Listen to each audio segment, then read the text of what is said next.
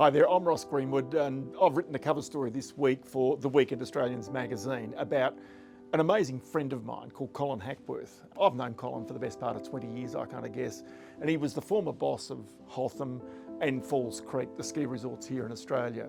But he's pretty much the pioneer in many ways of skiing in Japan.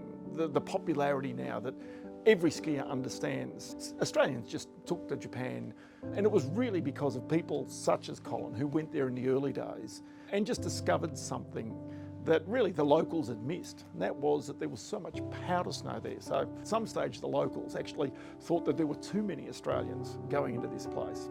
Colin skied all over the world, been a ski instructor in France and in Germany, and of course ran Hotham and Falls. And the sad part about it, all these years later, is his dream has now been fulfilled.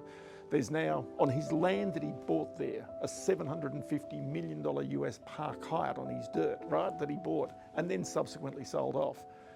The poor bugger has got motor neurone disease, and it's come on really fast.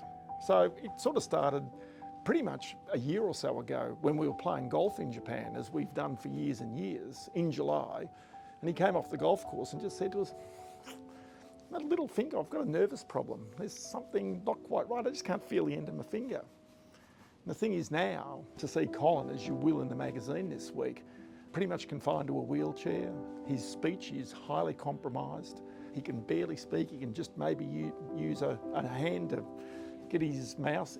It's tragic. It really is sad for a bloke who I was skiing with not 18 months ago or so, in some of the most amazing conditions. And this bloke was so fit at the age of 65, now 66. It's a tragic story, but it's also an uplifting story of just what an Australian can do when they see things in other parts of the world